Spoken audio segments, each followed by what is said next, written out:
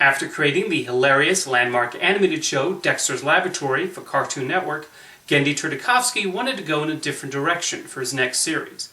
Taking inspiration from a variety of sources, he devised Samurai Jack, an action show largely driven by its visuals. The result is a series that stands apart from other Cartoon Network shows, and yet another example of what an enormously talented artist Tartakovsky is. Samurai Jack centers on, well, a samurai, who is sent several centuries into the future by a shape-shifting demon named Aku. Ending up in a time where Aku has completely taken over, he attempts to return to the past and set things right. One can definitely see the debt Samurai Jack owes to things like Japanese animation, Sergio Leone westerns, and Akira Kurosawa films.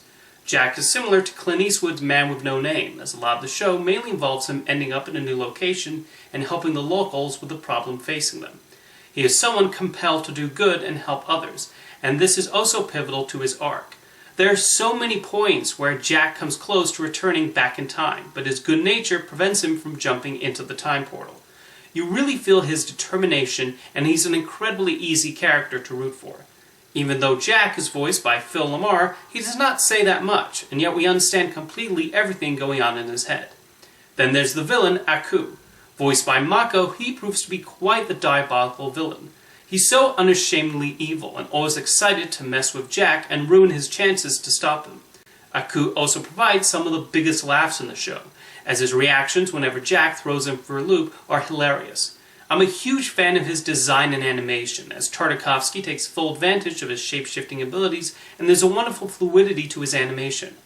One of the other things I love about the show is the reliance on visuals in telling its story.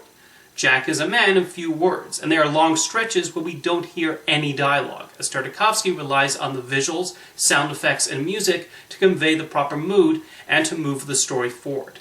I've long been a fan of the way Tartakovsky uses animation, and with Samurai Jack, he took so many leaps in bringing the world to life. The retro-futuristic time period allows for so much creativity from the artists and designers in showing the world Jack walks through. Sometimes we see cities with flying cars and future technology, like something out of Blade Runner. In other episodes, he ventures into a place largely untouched and with remnants of the past still remaining.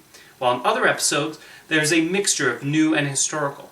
When I watched the show for the first time recently, I actually did not read the episode synopsis beforehand, so I never knew where Jack would end up next, and I was always surprised.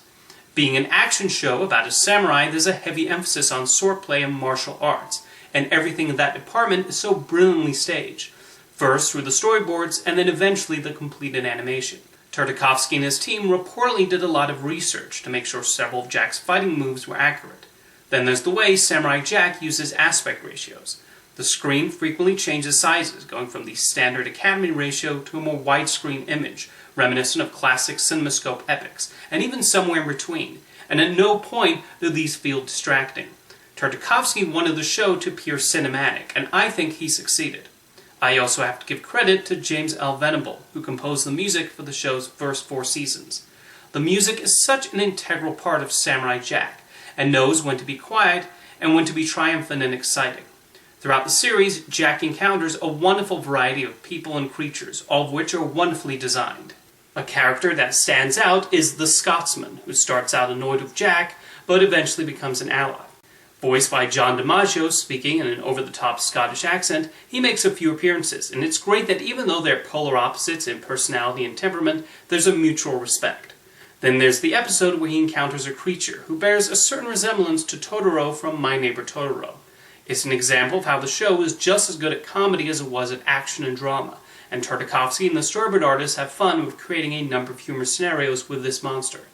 The episode where Jack meets an army of Spartans really showcases the show's scope, as some larger-than-life battle sequences are put together in this take on the famous story of 300 Spartans. Samurai Jack was even willing to take its lead down some scary and disturbing paths, like the episode with the haunted house.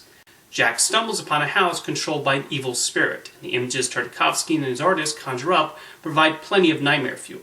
There are also episodes where we flash back to the past and learn more about the world before Aku took over. Watching the scenes of young Jack give an idea of the emotional bond he had with his parents, and why he so desperately wants to go back and reverse Aku's actions. The two-parter, The Birth of Evil, is an especially notable episode, as it shows where Aku came from and his initial battle with Jack's father. It serves as an excellent origin story for the evil shapeshifter and even won an Emmy Award for Outstanding Animated Program. So many major names in animation worked on Samurai Jack throughout the course of its run. Rob Renzetti, the creator of My Life as a Teenage Robot, directed several episodes. Charlie Bean, who later went on to direct the Lego Ninjago movie and the live-action Lady and the Tramp remake, was a storyboard artist on the show, as was Mark Andrews, who's worked on a number of Pixar movies and co-directed Brave. His brother Brian Andrews was also a prominent storyboard artist on Samurai Jack, and in recent years has storyboarded on a bunch of Marvel movies and is currently directing the upcoming Marvel animated series What If. Paul Rudish, who currently works on the Mickey Mouse cartoons for Disney, was also a storyboard artist and character designer for the show. Other notable people who had a hand in Samurai Jack for these first 4 seasons include Ren and Stimpy artist Lynn Naylor, Sony Pictures Animation visual development artist Justin K. Thompson, Kubo and the Two Strings creator Shannon Tyndall, and one of my favorite modern character designers, Craig Kelton. When the show concluded its initial run on Cartoon Network, the final episode was surprisingly anticlimactic, as it was mostly about Jack taking care of a lost baby, and then he wanders off without having defeated Aku. According to Tartakovsky, he wanted to take a break from Samurai Jack and come back later, hence the lack of a proper ending. He went off to work on Star Wars The Clone Wars with a plan to then afterwards conclude the story with a feature film. Interestingly enough, there were plans for a live-action movie to be directed by Brett Ratner and produced by New Line Cinema, which was announced only a few months after the show premiered, but that never got off the ground. Over the years, a number of producers became interested in financing an animated movie, including J.J. Abrams at Bad Robot and Fred Siebert at Frederator Studios. The execs at Sony Pictures Animation even expressed some interest following the success of Hotel Transylvania. In the end, though, Jack's story concluded at its old home on Cartoon Network, in the form of a 10-episode miniseries for Adult Swim. With Tartakovsky returning to the show several years later, and with Jack having been stuck in the future for 50 years, it's expected that the final season will be a little different. But I actually think the new feel works, as we see the toil these past 50 years have had on Jack.